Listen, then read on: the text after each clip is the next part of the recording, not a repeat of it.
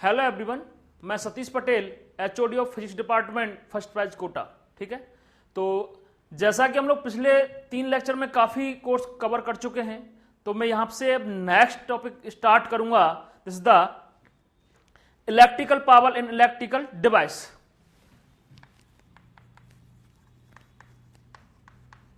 Electrical power in electrical device.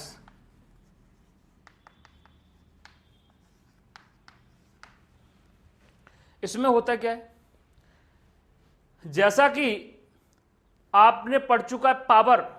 What is the power? Power का एक simple सा मतलब होता है rate of doing work. Rate of doing work, किस रेट से वर्क हो रहा है। इस दुनिया में जो ड्राइविंग फोर्स है पूरे यूनिवर्स का, ओनली ऑन एनर्जी। और इस दुनिया में सबसे पहले फोर्स आता है। फोर्स के साथ जब डिस्प्लेसमेंट होता है, फोर्स इनटू डिस्प्लेसमेंट, इस प्रोसेस को हम लोग वर्क बोलते हैं। और work associated in the form of energy. जब भी वर्क होता है तो वर्क जो एसोसिएट होता है इन द फॉर्म ऑफ एनर्जी के रूप में एसोसिएट होता है। ठीक, हम लोग ऐसे बोल सकते हैं, ये मेरे पास 2 बॉडी है, जैसा कि आपने 11th क्लास में पढ़ा होगा। ये मोर एनर्जेटिक है, this is the more energetic, और ये लेस एनर्जेटिक है। बात समझ में आती है? इसका मतलब बॉडी ए बॉडी बी पे कुछ वर्क करेगी। ठीक, जब ये कुछ वर्क करेगी बी पे, तो इसका एनर्जी कुछ कम होगा और इसका एनर्जी कुछ इंक्रीज करेगा। बट जितना एनर्जी इसने लॉस किया है, जितना इसने वर्क किया है, मतलब इसने इसको एनर्जी ट्रांसफर की है। कितनी? एग्जैक्टली जितनी एनर्जी ए पार्ट में कम हुई होगी, एग्जैक्टली इतने अमाउंट में इंक्रीज हुई होगी बी का। बात समझ में आती है? Means this is the nothing as but energy conservation. ये मेरा एनर्जी कंजर्वेशन है। बात समझ में आती है? तो हम लोग यहां से समझ सकते हैं,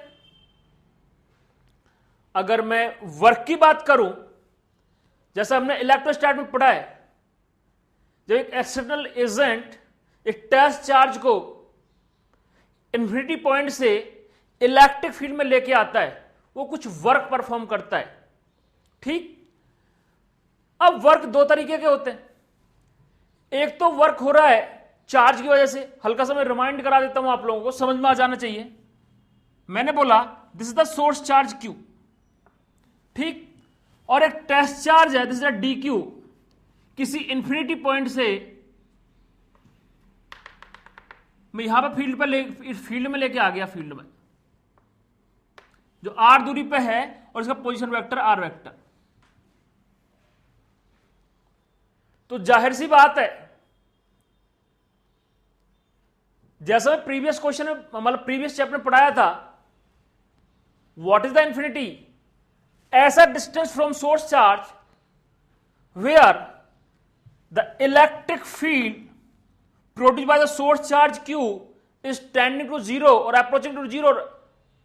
ठीक, क्योंकि एग्जैक्ट 0 तो कभी नहीं होगा। अगर यह चार्ज एग्जिस्ट करता है, इट मींस इसका फील्ड पूरा यूनिवर्स में है। बट कहां पे इसका वैल्यू डोमिनेटिंग कर रहा है और कहां पे इसका वैल्यू डोमिनेट नहीं कर रहा है। नहीं बात समझ में आई? तो मैं मान लेता हूं जहां इंफिनिटी होगा, टेंडिंग टू 0 है, तो मैं इसका मान लेता हूं कि इंफिनिटी पे इसका फील्ड 0 है। मैं मान लिया, मतलब इतनी कम वैल्यू है कि मेरे रिजल्ट पे कोई फर्क नहीं पड़ने वाला। और मैं स्लोली, जो वर्ड मैंने बोला स्लोली, या फिर मैं बोल रहा हूं विद कांस्टेंट वेलोसिटी, इसका जाहिर सा मतलब यह है कि जो टेस्ट चार्ज है इसका एक्सेलरेशन 0 है। अगर इसका एक्सेलरेशन नॉन 0 हो गया, इसका मतलब इस टेस्ट चार्ज में फोर्स आ जाएगा। फोर्स आ जाएगा और मूव भी करे तो डिस्प्लेसमेंट हो जाएगा। जब फोर्स इंटू डिस्प्लेसमेंट वर्क हो जाएगा, वर्क हो जाएगा, इसका मतलब है उसकी करंट की एनर्जी भी बढ़ेगी, उसका जो वर्क हो रहा है which asset in the form of potential energy and kinetic energy. नहीं बात समझ में आई? ठीक। बट हम यहां पे कोशिश करते हैं कि एग्जैक्टली एक्सटर्नल एजेंट कितना वर्क कर रहा है। अब एक्सटर्नल जब का वर्क निकालते हैं उसका तो मेरे पास कोई फॉर्मूला एक्सप्रेशन है नहीं, तो एक्सटर्नल का जो वर्क निकालते हैं हम लोग सोर्स चार्ज की मदद से निकालते हैं। ये अप्रोच आपको आनी चाहिए। मैं ऐसा क्यों बोल रहा हूं, ऐसा क्यों कर रहा हूं? जब हम लोग सोर्स चार्ज का निकाल लेंगे, इसका फोर्स भी निकाल सकता हूं, इसका फील्ड भी निकाल सकता हूं, सब कुछ इसका निकाल सकता हूं। और जब मैं स्लोली लेके आ रहा हूंगा, इसका एक्सेलेरेशन जीरो होगा, तो एक्सेलेरेशन जीरो होगा, इसका मतलब टेस्ट चार्ज पे जो नेट फोर्स होगा वो कितना होगा? जीरो होगा। तो नेट फोर्स जीरो होगा तो मैं ये बोल सकता हूं electric force plus external agent का फोर्स इक्वल टू जीरो, और जो एक्सटर्नल एजेंट का फोर्स होगा वो negative times of electric force होगा। Electric mean electrostatic force. बात समझ में आती है?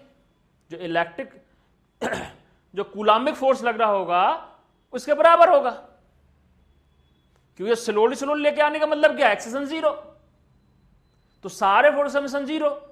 तो सारे फोर्स समेशन के में ये मेरा एक्सटर्नल एजेंट लगा रहा है, दिस द अननोन फोर्स, बाकी सारे जितने फोर्स होंगे नॉन फोर्स होंगे। नहीं बात समझ में आई? ठीक। जब इस सिनेरियो में हम लोग पूरी बात कर लेते तो ऐसा आपने पढ़ चुके हो। अब एक वर्ड आता है इलेक्ट्रिक पोटेंशियल। दो वर्ड होते हैं, एक होता है इलेक्ट्रिक पोटेंशियल,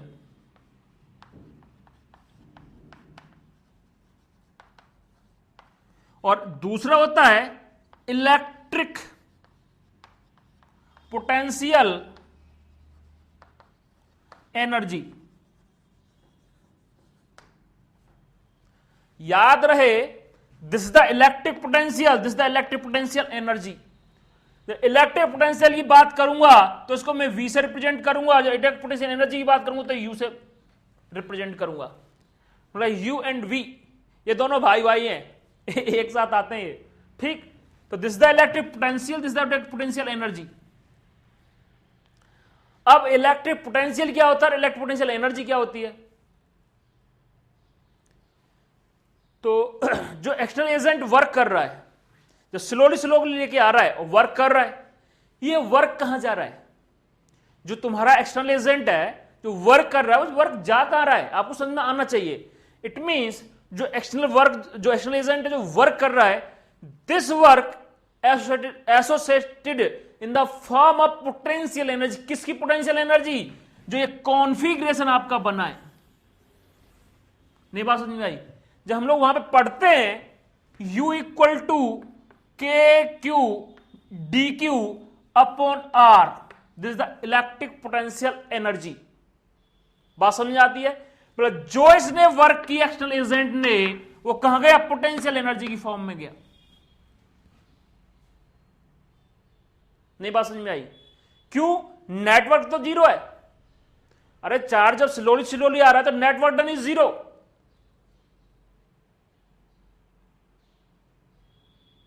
नहीं बात समझ में आई? लेकिन जो वर्क एक्सटर्नल एजेंट कर रहा है वो कहां जा रहा है? पोटेंशियल एनर्जी की फॉर्म में जा रहा है। सिस्टम ने भी वर्क किया है, सिस्टम पे वर्क हुआ है ना। तो एक्सटर्नल एजेंट की एनर्जी पॉजिटिव है तो सिस्टम की एनर्जी कैसे होगी? नेगेटिव होगी। नहीं बात समझ में आई? ठीक। कोई दिक्कत? अब आप लोगों ने एक चीज पढ़ा होगा। क्या पढ़ा होगा? du over dr equal to minus है। This the definition. जब du over dr minus F dr means आप ऐसा बोल सकते हैं। कैसा बोल सकते हैं? अगर मैं इसको इंटीग्रल कर दूं तो du का इंटीग्रल इक्वल टू हो जाएगा माइनस टाइम्स ऑफ dw का इंटीग्रल। मीन्स वर्क और एनर्जी दोनों का रिलेशन कहीं ना कोई कुछ सेम है, कहीं ना कहीं दोनों इंटरकनेक्टेड है। आपस में ये कैसे इंटर रिलेटेड है? टेक्निकली भी, फिलॉसफिकली भी, थ्योरेटिकली भी, एनालिटिकली भी। नहीं बात समझ में आई? फिलॉसफिकली ये होता है कि जो मेरे मन में चलता है, मैंने कुछ बोल दिया। थ्योरेटिकली मतलब मैं जो करके, जो स्टेटमेंट के हिसाब से कैलकुलेशन करके निकाल रहा हूं। एनालिटिकली मतलब मैंने इसको एनालाइज किया कि ऐसा ऐसा हो रहा था, ऐसा ऐसा जा रहा है। नहीं बात समझ में आई? अगर आप लोगों ने 11th क्लास में पढ़ा होगा और किसी ने अच्छे से पढ़ाया होगा, आई होप सो, मुझे लगना चाहिए कि आप लोग सब पढ़े हुए हैं। तो जब हम लोग वर्क की बात करते थे तो मैंने उसमें बहुत सारे एलैबोरेट किया है कि जो चैप्टर था वर्क एनर्जी पावर, इसकी क्यों जरूरत पड़ी। वाई? जब मेरे सारे काम न्यूटन्स लॉज ऑफ मोशन से हो जा रहे थे, तो why we need work power energy. नहीं बात समझ में आई? ठीक। जब मैंने यहां पे पोटेंशियल एनर्जी को क्या किया, समझा। किसकी पोटेंशियल एनर्जी? इस सिस्टम की पोटेंशियल एनर्जी। नहीं बात समझ में आई? बात समझ में आती है? अगर मैं इसकी बात करूं, और जब भी हम लोग बात करते हैं पोटेंशियल एनर्जी की या इलेक्ट्रिक पोटेंशियल की, इनके डिफरेंस की बात करते हैं। क्योंकि इस दुनिया में, इस पूरे यूनिवर्स में किसी का पोटेंशियल या किसी की पोटेंशियल एनर्जी कैलकुलेट करना इज वेरी टिपिकल, बट हम चेंज इन पोटेंशियल एनर्जी और पोटेंशियल डिफरेंस जरूर हम लोग कैलकुलेट कर सकते हैं। तो चाहे मैं यू लिखूं या डेल्टा यू लिखूं, सेम बात। तो डेल्टा यू लिख लेते हैं, delta U upon delta Q equal to के Q upon R, means change in potential energy per unit charge. इसको हम लोग क्या बोलते हैं? इस टर्म को मैंने एक नया नाम दिया, electric potential, electric potential difference.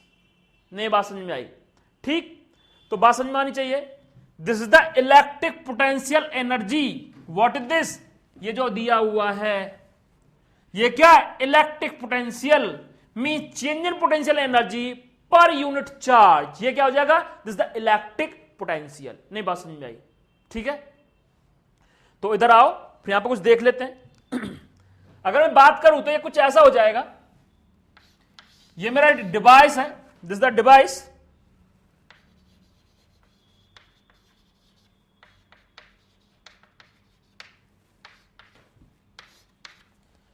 जो हमारा इलेक्ट्रिकल डिवाइस होता है, मैं मान लेता हूं इसमें आई करंट जा रहा है और इसका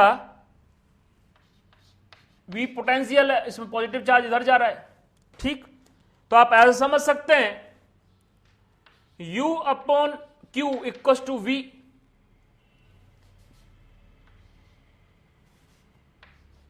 ठीक। और U इक्वल टू क्या हो जाएगा? Q V. बात समझ में आती है? मैं इजीली निकाल सकता हूं, है बात नहीं?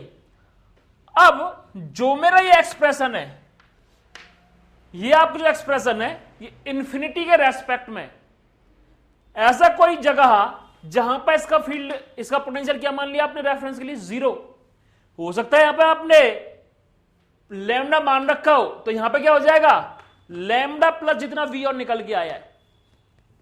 ठीक। सेम एनर्जी का हो जाएगा। बात समझ में आती है?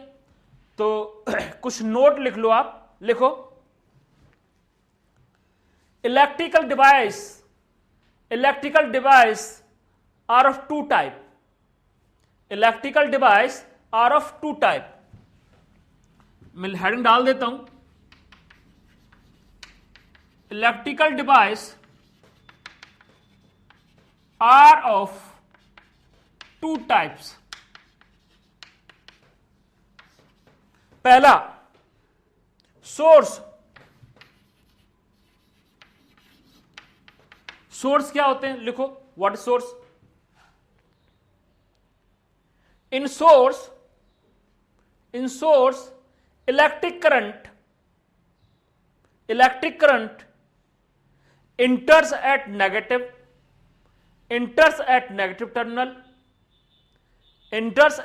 negative terminal and leaves the positive terminal. बात समझ में आती है? और मैं सोर्स की बात करूं, दिस इज द सोर्स,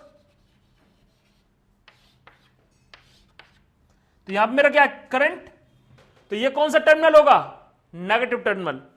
ठीक, तो ये आपका हो जाएगा नेगेटिव टर्मिनल, ये हो जाएगा आपका पॉजिटिव टर्मिनल, ये हो जाएगा V, इसका पोटेंशियल। ठीक, अगर मैं यहां से बात करूं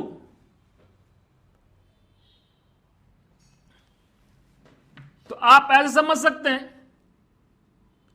कि du over dt equal to V dq over dt, और ये क्या हो जाएगा? आपका पावर हो जाएगा P equal to V I. मीन्स अगर मैं पावर की बात करूं तो क्या हो जाएगा? वी आई। बात समझ में आती है? ठीक, बात समझ में आती है? अब पावर आपका स्केलर क्वांटिटी है और पोटेंशियल भी आपका स्केलर क्वांटिटी, और ये करंट भी आपका क्या है? स्केलर क्वांटिटी है। बात समझ में आती है? तो मुझे क्या मिल जाएगा?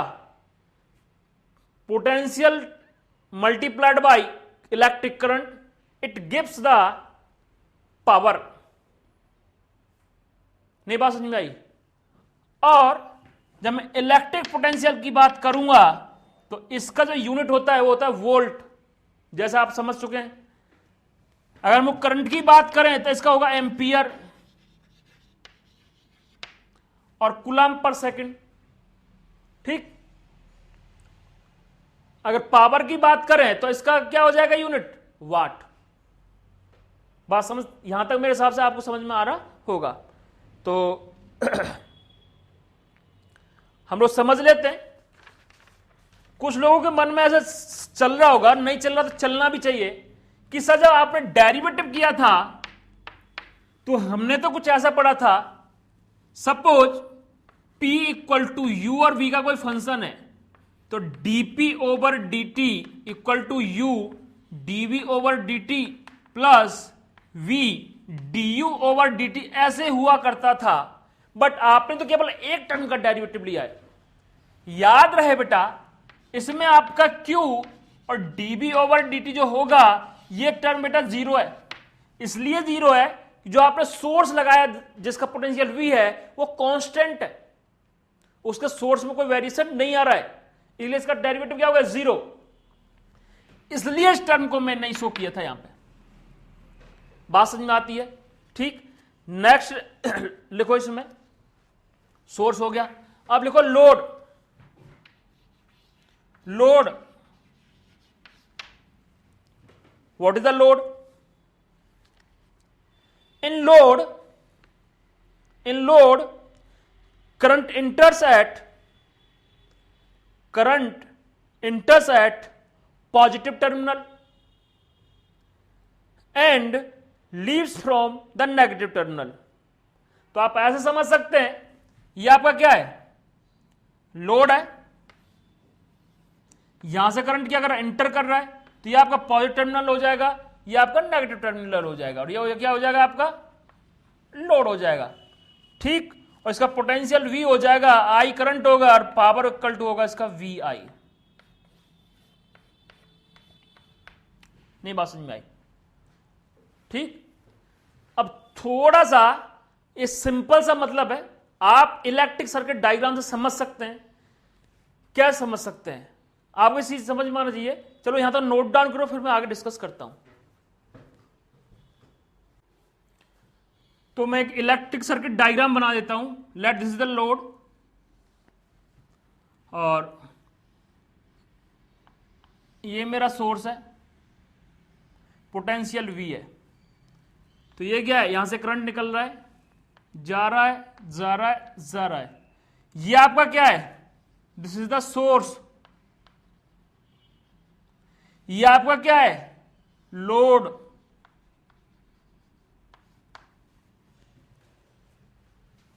ये सोर्स का कौन सा टर्मिनल है? पॉजिटिव, और ये क्या? Negative terminal. तो ये नेगेटिव टर्मिनल है तो सोर्स का ये कौन सा टर्मिनल हो जाएगा? नेगेटिव, और ये कौन सा टर्मिनल हो जाएगा? पॉजिटिव। तो आप यहां से समझ सकते हैं जो मैं डेफिनेशन लिखाया हूं यहां से एग्जैक्टली निकल के आ रहा है आपका आंसर कि इसमें करंट किधर से घुस रहा है, किधर से निकल रहा है, और इसमें करंट किधर से घुस रहा है, किधर से निकल रहा है। नहीं बात समझ भाई? ठीक, तो इसमें नेक्स्ट हेडिंग डालो, electrical power consumed in A register. किसी रजिस्टर में इलेक्ट्रिकल पावर कैसे कंज्यूम्ड होगी। ठीक, तो हम लोग ऐसे लिख सकते हैं, electrical power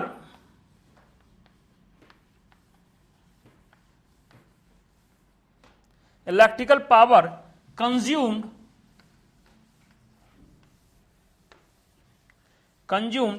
in A register.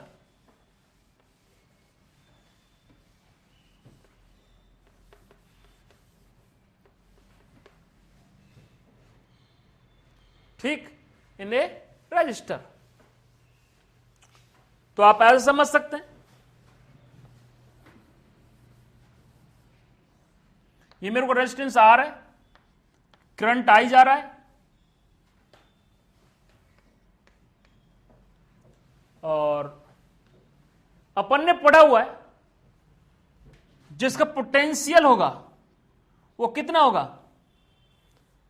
अपन पढ़ चुके हैं according to Ohm's law, V equal to I R, according to definition.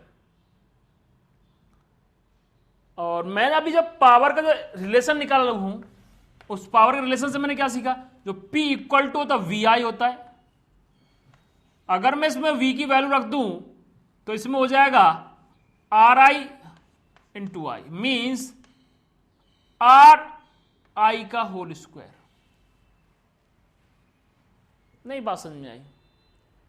ठीक, और क्या लिख सकते हैं हम लोग, और यहां से मैं ये लिख सकता हूं, implies I equal to V upon R. तो लिख लो P equal to V into V upon R, meet V square by R. मतलब जो पैरामीटर आपको दिया हुआ होगा उसकी मदद से आप निकाल सकते हैं what is the power consumed in A register. ठीक, कई बार आपसे पूछा जाता है what is the heat liberated by the resistor और डेसिपेटेड बाय, ये दो तीन वर्ड होते हैं। तो आपका मालूम होना चाहिए व्हाट इज द हीट, मतलब एनर्जी का लॉस, मतलब इनडायरेक्टली वो ये बोल रहा है जो एनर्जी का जो लॉस हुआ है इन the form of heat energy, उसका अमाउंट कितना है। तो आपको यहां समझ में आना चाहिए, जो पावर लॉस हीट की फॉर्म में आ रही है तो DH ओवर DT, और जो स्मॉल रेट की बात करेंगे नहीं तो ये हो जाएगा आपका, अगर V और R कॉन्स्टेंट हुए तो V स्क्वायर बाई R, और DH इक्वल टू हो जाएगा DT, इंटीग्रल कर दो तो ये इंप्लाइज मिल जाएगा आपको delta H equal to V square by R DT, और delta H equal to I square R DT। ऐसे आप निकाल सकते हैं। नहीं बात समझ में आई? कोई दिक्कत यहां तक? कोई दिक्कत नहीं है। और ये हो जाएगा आपका electrical energy dissipated in the form of heat. ठीक, तो कुछ छोटी छोटी डेफिनेशन है वो आप लोग लिखो, उनका मतलब समझ में आना चाहिए। लिखो रेटिंग ऑफ बल्ब, क्या बोल रहा हूं मैं, रेटिंग ऑफ बल्ब,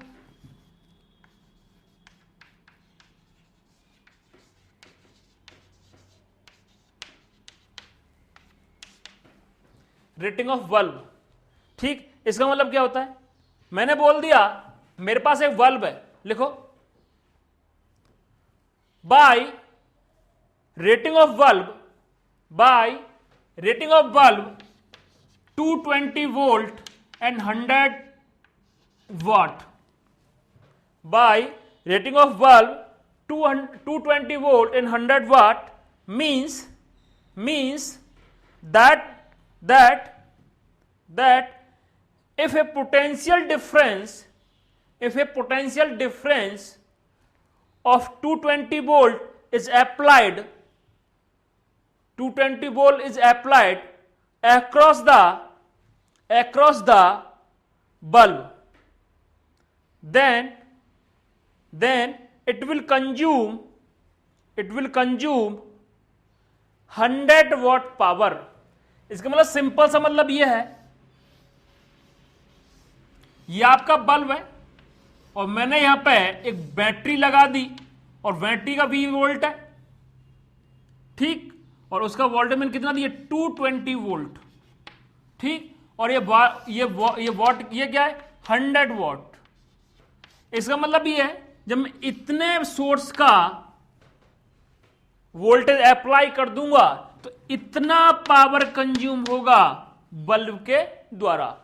किसी ने बोला कि मैंने V वोल्ट किया और P वॉट कंज्यूम किया, इसका मतलब ये है कुछ नहीं, सिंपल कि आपने एक बल्ब लगाया, ठीक, और उसमें जो पावर जो सोर्स लगाया है उसका V वोल्ट है, ठीक, तो V वोल्ट अप्लाई करने पर इस बल्ब में P वॉट पावर क्या हो रही है, कंज्यूम हो रही है। इसका इतना सिंपल सा मतलब है।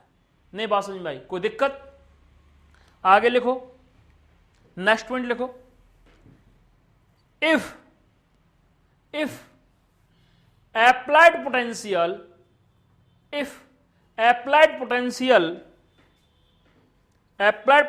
difference is greater than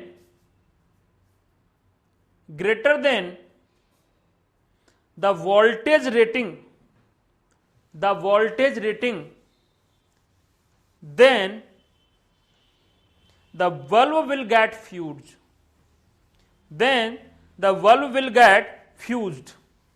आपने अपने फैमिली में, घर में, डोमेस्टिक लाइफ में देखा होगा, कई बार क्या होता है कि बहुत ज्यादा हाई वोल्टेज हो जाते हैं तो बल्ब, घर के डिवाइस क्या हो जाते हैं, फ्यूज्ड हो जाते हैं, मतलब खराब हो जाते हैं, डैमेज हो जाते हैं।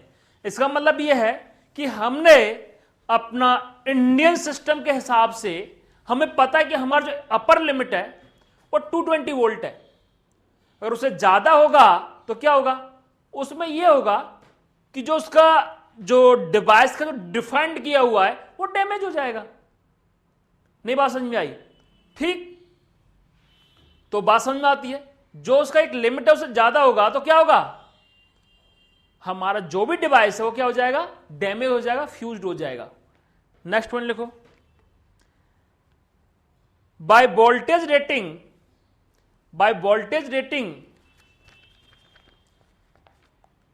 and power rating we can get the value of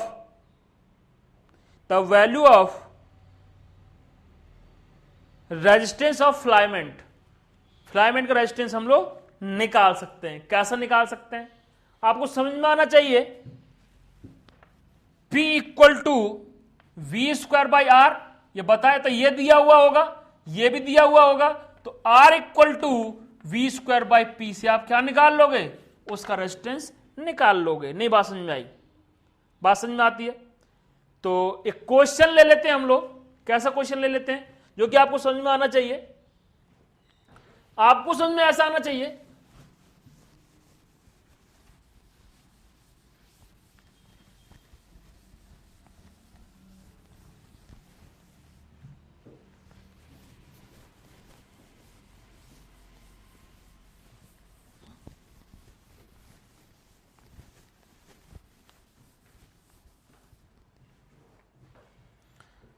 इसमें क्वेश्चन में बोल रहा है कि मेरे पास एक सोर्स है।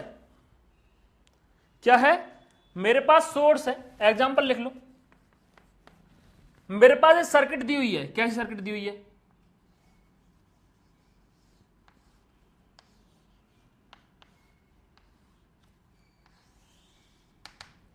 इसका 100 वाट क्या है, इसकी पावर है, और इसका V वोल्ट है और उसका वैल्यू है, मैं लिख लेता हूं 100 वोल्ट मान लेता हूं। ठीक, तो लिखो, कैलकुलेट कैलकुलेट द रजिस्टर और resistance of the bulb filament, calculate the R of bulb.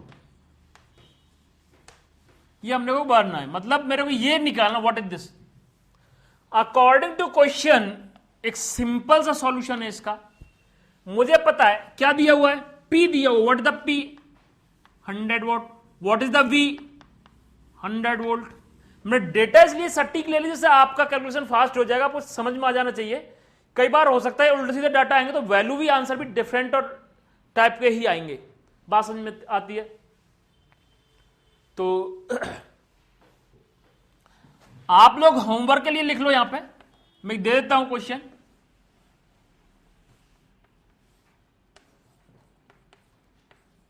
Indian culture के हिसाब से तो देता हूं। V इक्वल टू हो जाएगा 220 वोल्ट और इसका देता हूं मैं 100 वाट। ठीक, उसका रेजिस्टेंस आना चाहिए, वो आना चाहिए आपका कितना, 484 ओम। ये घर के लिए है, यहां पर हम लोग ये कर लेते हैं। तो मैंने सीखा था P इक्वल टू VI होता है and I equal to V equal to IR होता है। ये मुझे ओम्स लॉ से पता है और ये पावर की डेफिनेशन से मुझे पता है। अब मेरा अप्रोच करने का तरीका वो कैसा होगा वो मैं आपको बता रहा हूं। मुझे निकालना रेजिस्टेंस है, ये मेरा अननोन है, तो सबसे पहले मेरे कनेक्शन में ये इंट्रोड्यूस होना चाहिए।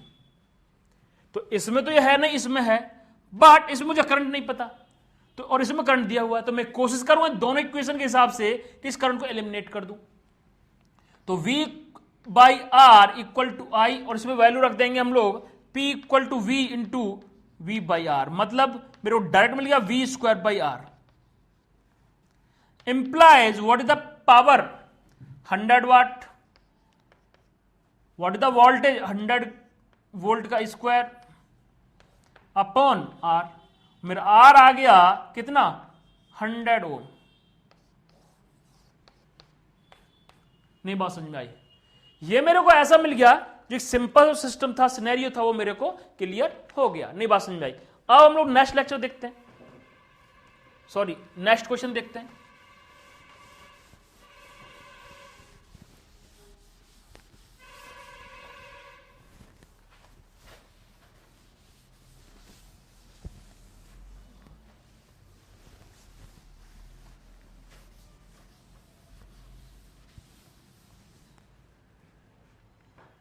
नेक्स्ट क्वेश्चन है अपना, power rating of a bulb is 220 volt and 100 watt, then find out resistor और करंट रेटिंग। क्वेश्चन है मेरा, क्या क्वेश्चन है, power rating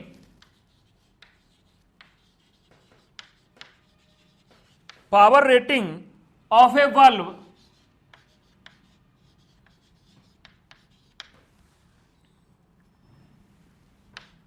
two 100 volt and 100 watt, then find out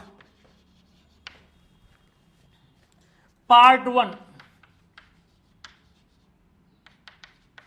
resistance, part 2 current।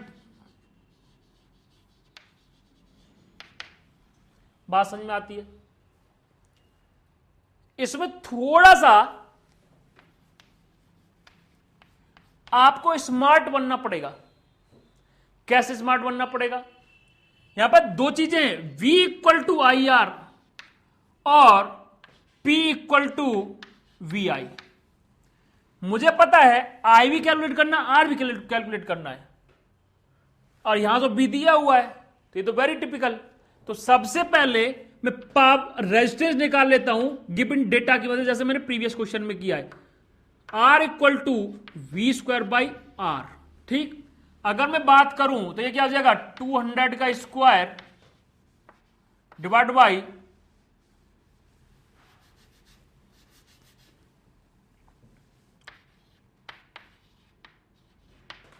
तो are equal to क्या हो जाएगा मेरा, आर इक्वल टू हो जाएगा मेरा इतने ओम। बात समझ में आती है? तो मेरा पहले पार्ट का आंसर तो आ गया। अब मुझे दूसरा का आंसर चाहिए। मुझे पता V equal to I R होता है, इंप्लाइज I इक्वल टू क्या हो जाएगा, V बाई आर। तो I मेरा क्या हो जाएगा, I हो जाएगा व्हाट इज द V, इतने volt, what is the resistor, इतने ओम। तो ये हो जाएगा मेरा 1/2 एम्पियर। नहीं बात समझ में आई? कोई दिक्कत? मेरे हिसाब से यहां तक दिक्कत नहीं आनी चाहिए।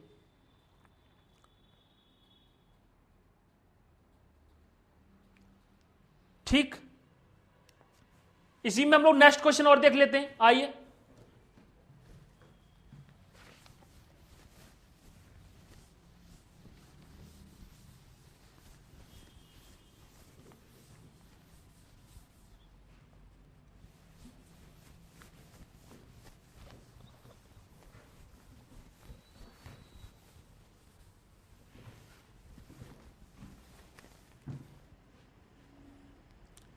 थर्ड पार्ट है,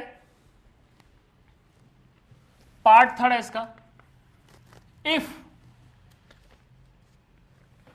ए पोटेंशियल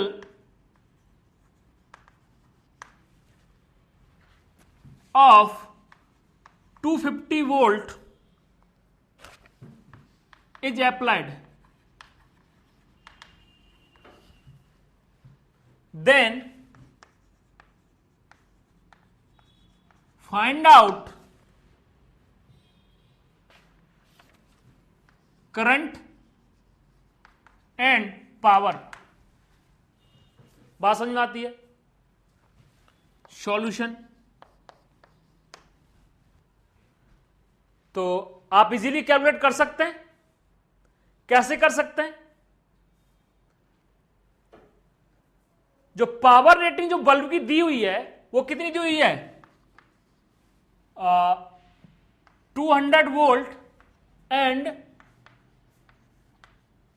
100 वाट। बात समझ में आती है? और मैंने अप्लाई कितना किया है, 250 वोल्ट। तो इजीली हम लोग कैलकुलेट कर सकते हैं।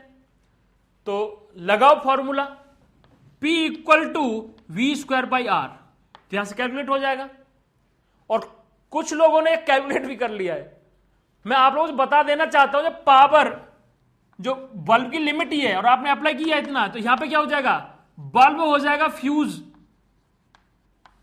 और जैसे बल्ब फ्यूज हो जाएगा तो करंट पास करेगा ही नहीं, और पावर कंज्यूम कितनी हो जाएगी, वो भी क्या हो जाएगी, 0। तो स्मार्ट बने, ध्यान दें, भूलें नहीं बात समझ में आई? ठीक है। अब मैं बात कर रहा हूं इसी में फोर्थ पार्ट। फोर्थ पार्ट में क्या ले रहा हूं, if A 100 volt potential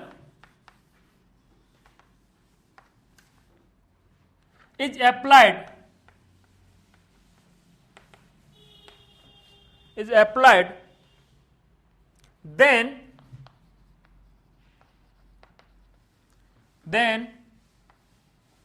find out current and power consume।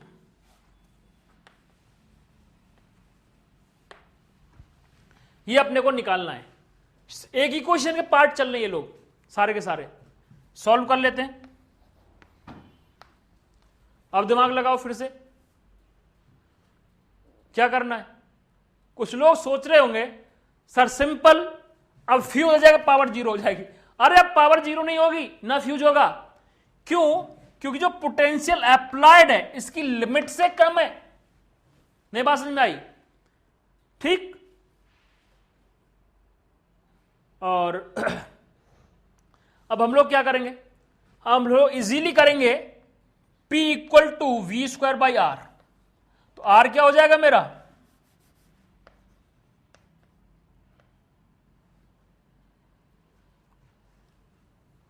R मेरा क्या हो जाएगा,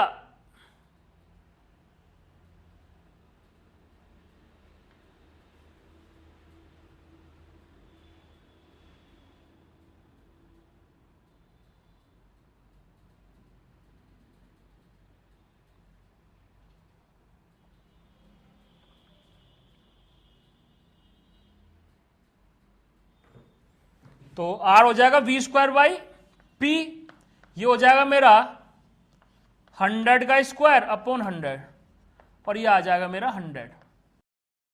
है ये बात नहीं? कुछ लोग इतने का दे बोल दिया यस सर। अरे ये गलत है। जब मैं आपसे बोलता रहा हूं कि सेम क्वेश्चन को मैं रिपीट कर रहा हूं, तो रेजिस्टेंस आप कैलकुलेट कर चुके हो। तो रेजिस्टेंस आप कैलकुलेट कर चुके हो, तो रेजिस्टेंस कितना हो जाएगा? आपने कैलकुलेट किया था 4, इतने ओम कैलकुलेट किया था ना, नहीं आया समझ में? है बात नहीं? तो यहां से क्या निकलेगा? यहां से निकलेगा ये बेटा गलत है, क्योंकि आप रेजिस्टेंस तो कैलकुलेट कर चुके हैं, वो तो फिक्स्ड है। अब आपको डिफरेंस आया, ये अप्लाई करने पे आया सेम बल्ब पे। अब क्या हो जाएगा? अब आपका ये हो जाएगा V equal to I R. तो V कितना आपका 100, I कितना, यही तो निकालना था। R कितना आपका 400, तो I कितना आ जाएगा आपका 1/4। What is the power? Power होता है VI। V कितना है 100 वोल्ट, करंट कितना है 1/4 एम्पियर, तो P कितना आ जाएगा 25 वॉट। तो इस वैरायटी का मतलब समझ में आया? तो यहां पर जनरली लोग मिस्टेक करते हैं, इसे हाईलाइट कर लो। जो आपके लैंग्वेज में कुछ होता है वो हवा बनाना, हाईलाइट करना, और कर लो आप लोग तो, क्योंकि ये मिस्टेक आप करने वाले हैं। फिर से रिपीट कर रहा हूं मैं, इसलिए करके आपको दिखाया और गलत किया हूं ऐसे करके, क्योंकि आप आने वाले टाइम में, आने वाले वक्त में ये फिर से मिस्टेक करोगे जो मैं अभी करवाया आप लोगों से। नहीं बात समझ में आई? ठीक है, तो आओ नेक्स्ट हम लोग बढ़ते हैं।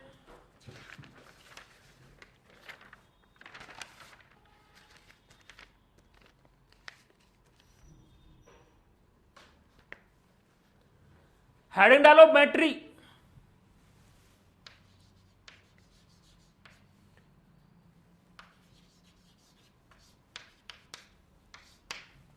Battery, what is the battery? कुछ लोग सोचते हैं अरे सर वही जो व्हीकल्स में जो लगी रहती है बैटरी। बेटा उसी बैटरी की बात कर रहा हूं मैं, ठीक? और बैटरी का मतलब केवल कोई जो ब्रांड आती है वो नहीं होती है। मतलब बैटरी, अगर हम बात करें, ऐसा कोई भी डिवाइस जो कांस्टेंट पोटेंशियल डिफरेंस आपको प्रोवाइड करे, उसको मैं बैटरी बोल दूंगा। नहीं बात समझ में आई? मतलब बैटरी का एक सिंपल सा डेफिनेशन है, ऐसा कोई भी सोर्स जो कांस्टेंट पोटेंशियल क्या करता है, सप्लाई करता है। ठीक, तो लिख लो, battery is an electrical device. Battery is an electrical device,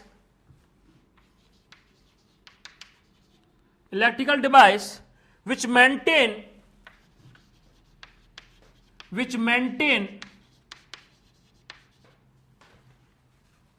maintain a potential difference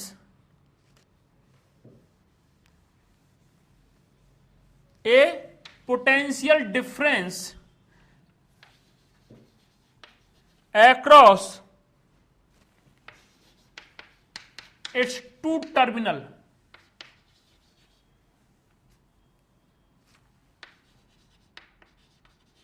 बात समझ में आती है? ठीक, अगर मैं डायग्राम की बात करूं तो बहुत छोटा सा हम लोग डायग्राम ऐसे समझ सकते हैं।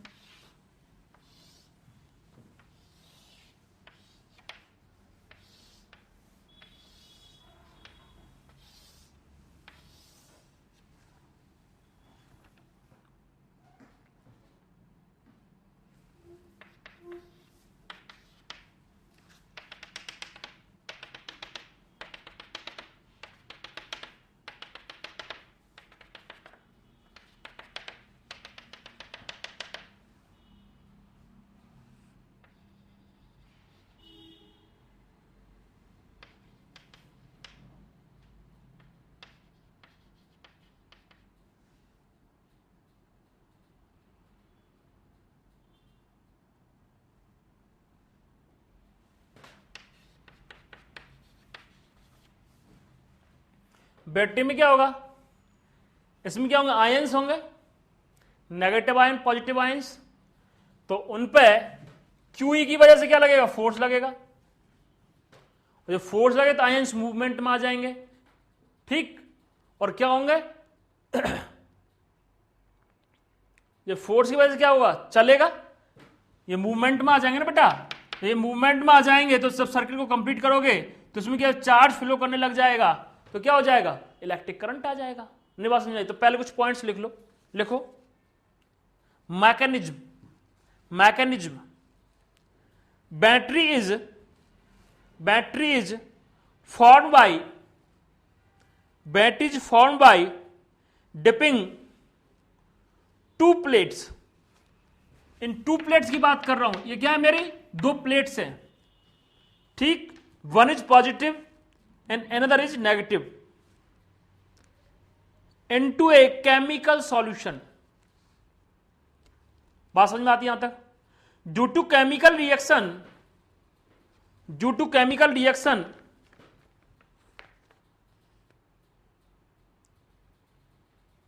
due to chemical reaction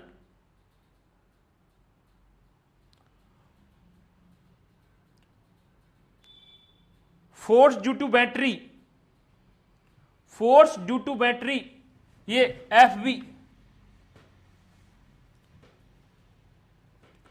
starts acting,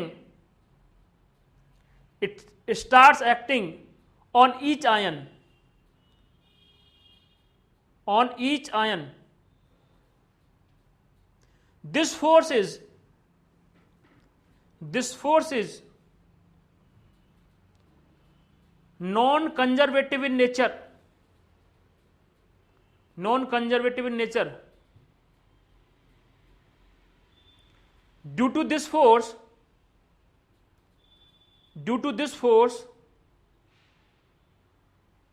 positive ions start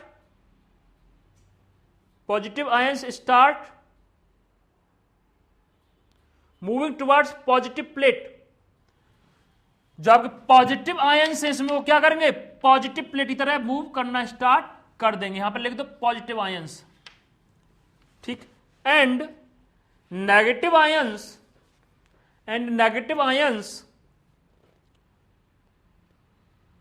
towards negative plate, ठीक। Due to this accumulation of charge, due to this accumulation of charge,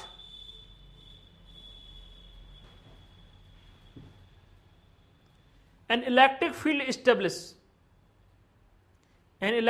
established, between the plates,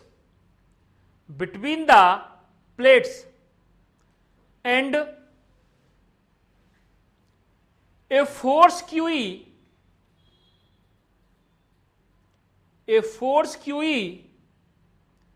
it starts acting on each ion,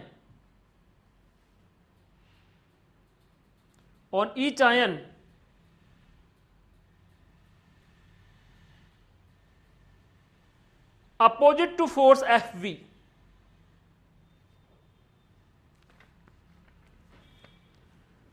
When FV force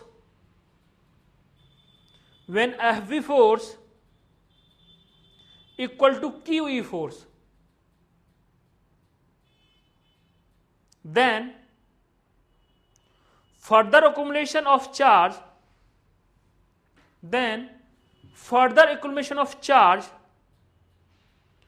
will not take place,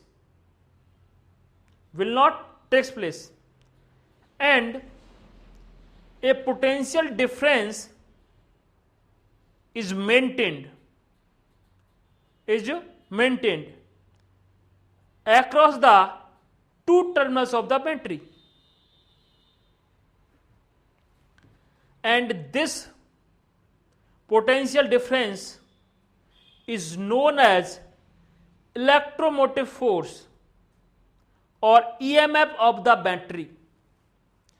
ये क्या बोल रहा है, जब ऐसा होगा तो पॉजिटिव आयंस इस पर अक्यूमुलेट हो जाएंगे, मींस पॉजिटिव चार्ज इस पर आना चालू हो जाएगा, इस पर नेगेटिव आयंस आने हो जाएंगे चालू, ठीक। जब धीरे धीरे अक्यूमुलेशन होगा इसकी वजह से इलेक्ट्रिक फील्ड किधर है, इधर, और इसकी वजह से फील्ड किधर है, इधर, तो इसमें नेट इलेक्ट्रिक फील्ड डेवलप हो जाएगा इधर, ठीक। और जो नेट फील्ड होगा उस पर क्या लगेगा, क्यूई फोर्स लगेगा, और इधर क्या बैटरी का फोर्स है एफपी। तो ये दोनों फोर्स बैलेंस्ड हो जाएंगे तो फर्दर अकोमुलेशन ऑफ जो चार्ज है, जो आयंस का चार्ज है, वो क्या हो जाएगा, स्टॉप हो जाएगा। और जब स्टॉप हो जाएगा, उनकी जो बैटरी के टर्मिनल में पोटेंशियल डिफरेंस है वो क्या होता है, ईएमएफ ऑफ द बैटरी। या फिर मैं ऐसा बोल सकता हूं, the potential difference between the terminals of the battery when no current drawn from the battery is the EMF of the battery. मतलब जो बैटरी जो टर्मिनल्स हैं उनसे हम लोग कोई करंट ड्रॉ ना करें, ठीक, और उनकी टर्मिनल्स के बीच में जो पोटेंशियल डिफरेंस है वो क्या हो जाएगा, बैटरी का ईएमएफ हो जाएगा, इलेक्ट्रोमोटिव फोर्स। नहीं बात समझ में आई? मतलब ऐसा इलेक्ट्रिक फोर्स जो क्या कर रहा है, आयंस को मूव करा रहा है। बात समझ में आती है? कोई दिक्कत? तो जैसा आप लोग बोलते हो ना कि अभी बैटरी डिस्चार्ज होगी, वो क्या होता है, केमिकल रिएक्शन क्या हो जाती है, कंप्लीट हो जाती है।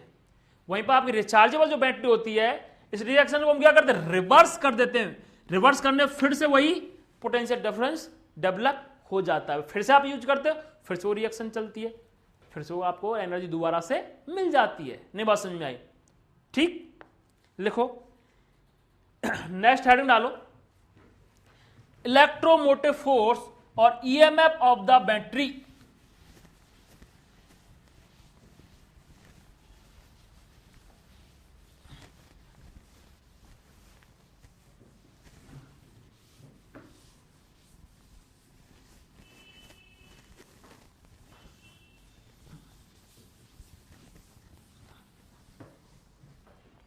लिखो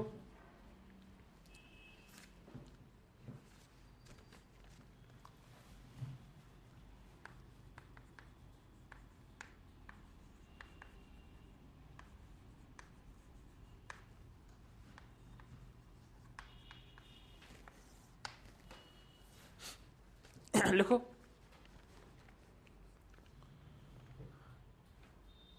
EMF of the battery, the potential difference.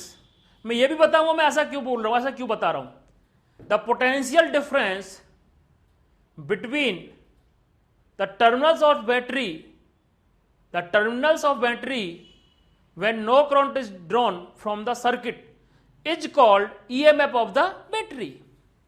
ठीक है, और करके लिख सकते हैं, it is the burden by battery, it is the burden by battery, it is the burden by battery force in taking a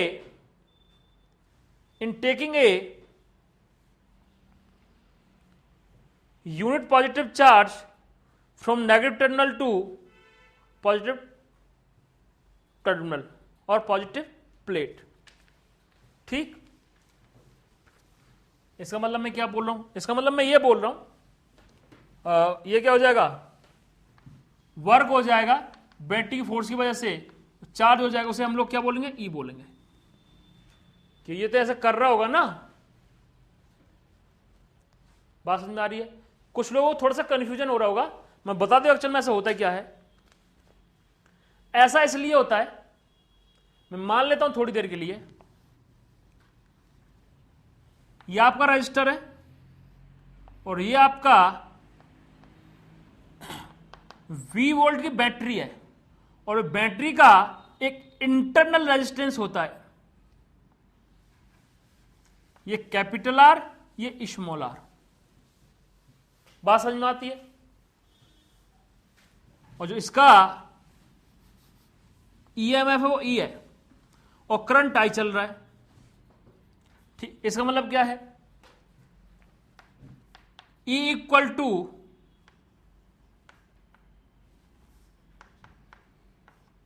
into I, और E equal to I R plus ये, और E minus equal to I R. जो हम लोग consider करते हैं वो ये करते हैं, मतलब जो एक्चुअल वैल्यू है किसकी, बैटरी की, जो बैटरी एक्चुअल पोटेंशियल है उससे कुछ इतना घटने के बाद आ रहा है, तो हम लोग इसको बोलते हैं V, potential difference of the battery. नहीं बात समझ में आई? और ये होता है ईएमएफ ऑफ द बैटरी।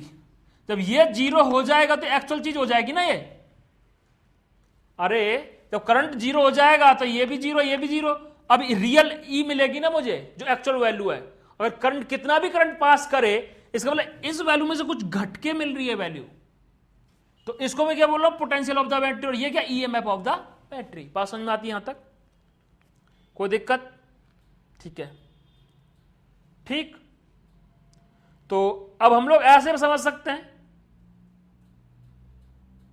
कैसे समझ सकते हैं, व्हाट इज द वर्क,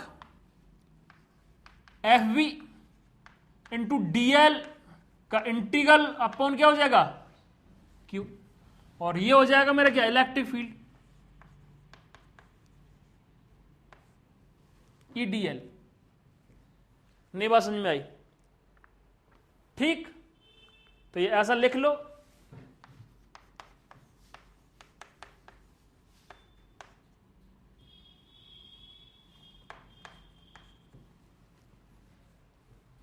बात समझ में आती है? तो ये आई थिंक सो आपको समझ में आ चुका होगा। तो इसमें एक नोट देख लिखो, नोट लिखो एक, when a load is connected to a battery, when a load is connected to a battery, a charge starts flowing through the load. A charge starts flowing through a load. As a result,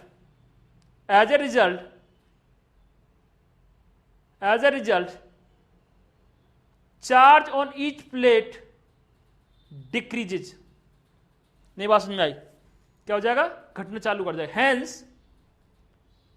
hence the electric field between the plates, hence the electric field between the plates also decreases.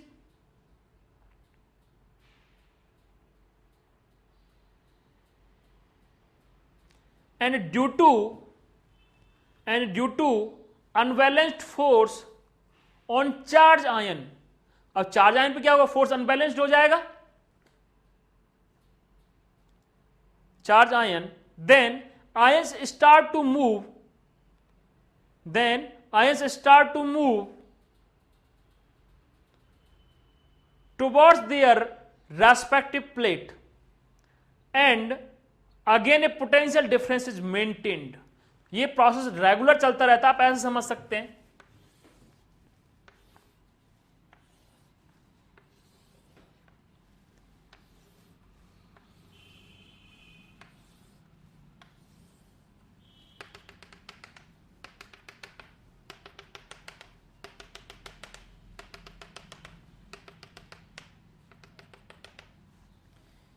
या आपकी positive plate है या आपकी negative plate है, तो इसमें positive charge होगा,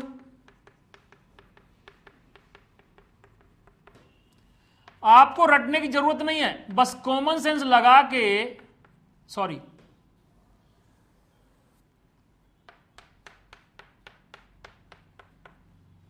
ठीक, यहां तक मान लेते हैं। ऐसे होगा, जैसे ही आपने एक लोड कनेक्ट किया, याद रहे जो इन पे चार्ज अकोमुलेशन की वजह से नेट क्या था, नेट फोर्स 0 था, ठीक, और चार्ज बैलेंस्ड हो चुका था आयंस पे, रेस्टिव आयंस पे। इस पे पॉजिटिव आयंस आएंगे और इस पे नेगेटिव आयंस आएंगे।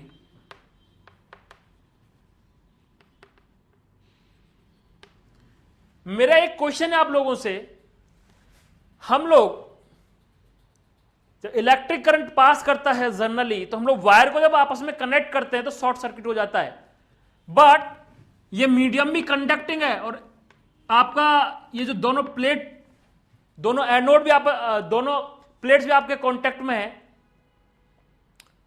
तो कैथोड और एनोड, तो यहां पे शॉर्ट सर्किट क्यों नहीं हो रहा है? ये आप, मेरा क्वेश्चन आप लोगों के लिए, तो जिसको जरूर बताएं, जो बताएगा कमेंट बॉक्स करके डेफिनेटली उसको हमारे यहां से रिवार्ड भेजा जाएगा। आप कहीं से भी ढूंढ के इसका आंसर दे सकते हैं। ठीक, बात समझ में आती है यहां तक? अब मेरा क्वेश्चन यह है कि जैसे ही मैंने लोड को कंसीडर किया तो ये कैसे करंट पास होने लग गया? आपको समझ में आना चाहिए, जब यहां पे पॉजिटिव चार्ज है, आयन से इनको न्यूट्रलाइज में कर दूंगा, क्योंकि यहां से तो इलेक्ट्रॉन्स का पास फ्लो ही होगा, ये तो कंडक्टिंग वायर है, लोड है, ऐसा नहीं यहां से आयन ऐसे चल के जा रहे हैं सर ऐसा नहीं होएगा। तो क्या होगा? इलेक्ट्रॉन्स जाएंगे, मींस इधर इलेक्ट्रॉन का मूवमेंट आना चाहिए, तो इसका मतलब क्या? इधर करंट जाना चाहिए। अब ये प्रोसेस कंटिन्यूस में क्या होगा? चलता जाएगा। बात समझ में जाती है? ये कंटिन्यूस चलता जाएगा तो इसमें क्या, ये अनबैलेंस्ड हो जाएगा चार्ज इस पे, तो आयंस इधर मूव करते रहेंगे रेस्पेक्टिव, इधर नेगेटिव और इधर पॉजिटिव आयंस, इधर से इलेक्ट्रॉन क्या होते रहेंगे? जाते रहेंगे, उसको न्यूट्रलाइज करते रहेंगे, ये अनबैलेंस्ड जाएगा। है बात नहीं? बात समझ में आती है? कोई दिक्कत? तो मेरे हिसाब से आप लोगों ने समझ में आना चाहिए। अब हम लोग सिंबल्स की बात कर लेते हैं। बैटरी के सिंबल्स क्या होते हैं? बैटरी के अगर हम सिंबल की बात करें,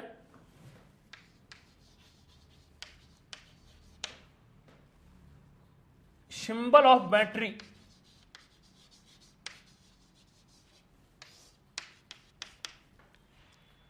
तो जो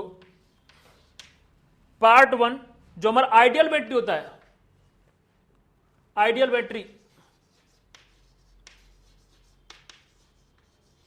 इसको हम लोग लिखते हैं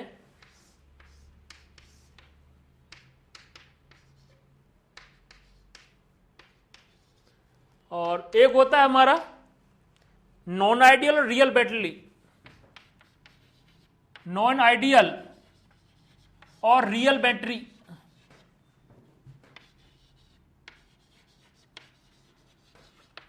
ठीक, इसको हम लोग रखते हैं ऐसे,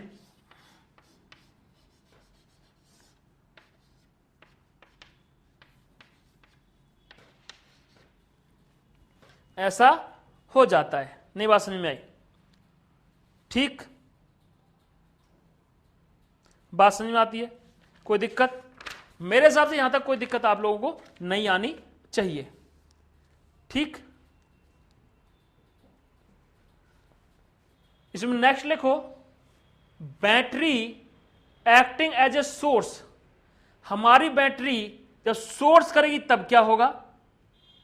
ओके, हम लोग समझ लेते हैं। Battery acting as a source, इसमें क्या होगा? इसमें एक सिंपल सी बात होगी, मेरा ये टर्मिनल है, ये मेरी बैटरी है, करंट आई जा रहा है, ठीक, और ये क्या मेरा स्मॉल रेजिस्टेंस आई, और ये मेरा क्या बी टर्मिनल है। इसका पोटेंशियल वीवी और इसका पोटेंशियल वीए। बात समझ में आती है? मैं यहां से चलना स्टार्ट करता हूं, यहां का पोटेंशियल कितना है? वीवी। यहां से ड्रॉप हो रहा है इसमें माइनस स्मॉल आई आर, यहां से यहां जा रहा पोटेंशियल बढ़ रहा है ई से प्लस ई। यहां पे कितना पोटेंशियल इक्वल टू कितना होना चाहिए? वीए। बात समझ में आती है? अगर मैं इसको रीअरेंज करके लिखूं तो VA minus VV equal to E minus I R. बात समझ में आती है? यहां तक कोई दिक्कत? ठीक, तो ये हमारी बात समझ में हमको यहां तक आनी चाहिए। तो पोटेंशियल डिफरेंस ये क्या एग्जैक्टली आपके टर्मिनल्स हो गए। किसके टर्मिनल्स? बैटरी के टर्मिनल्स। ठीक, तो आने वाले टाइम में आप लोग ऐसे ही यूज करोगे। और 2-3 पॉइंट और ये लिख लो, फिर अपन अब इस लेक्चर को खत्म करते हैं। नेक्स्ट पॉइंट लिखो, रेट, नेक्स्ट पॉइंट लिखो,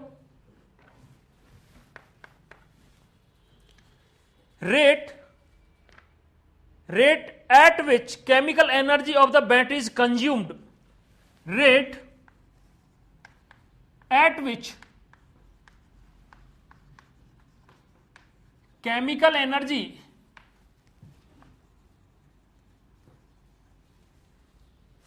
ऑफ ए बैटरी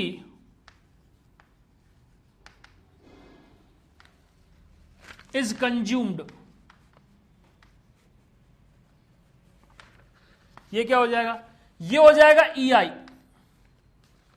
अरे बैटरी का पोटेंशियल तो E है ना। नेक्स्ट पॉइंट लिखो, रेट एट विच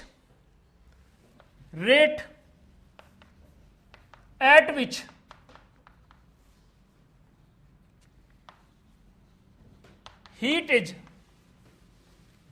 produced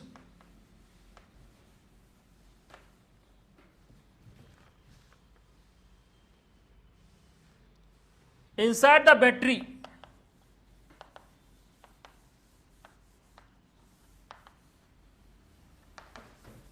ये क्या हो जाएगा? I² R। अरे जो हम लोग एक्सटर्नल लोड के लिए वो बैटरी के अंदर होने लग जाएगा। आपने देखा होगा जब आप अपने मोबाइल फोन को चार्ज करते हो, है बात नहीं, तब वो हीट पकड़ लेता है। जब बैटरी को आप यूज करते हो तब बैटरी भी गर्म हो जाती है। तो ये जो एनर्जी, जो आयंस के फ्लो की वजह से कुछ एनर्जी, कुछ जो इंटरनल रेजिस्टेंस, उस वजह से जो एनर्जी लॉस हो रही है, उसका इफेक्ट है वो।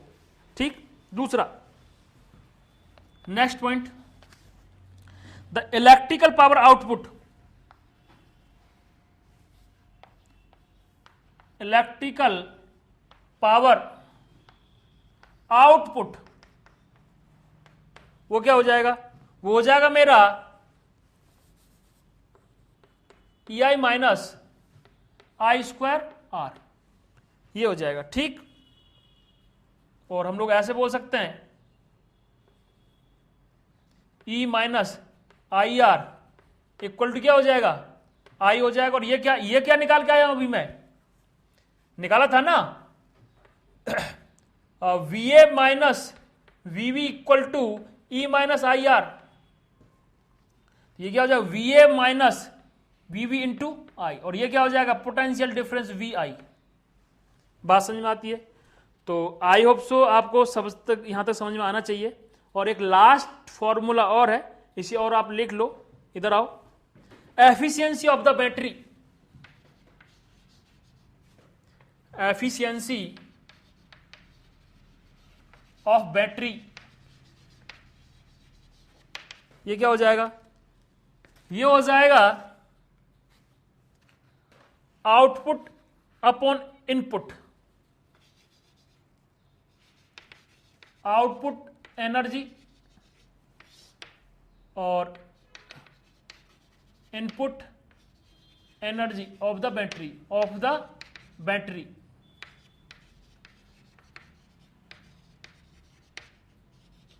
मतलब ये ऐसे हो जाएगा। कैसे हो जाएगा? E minus IR upon I upon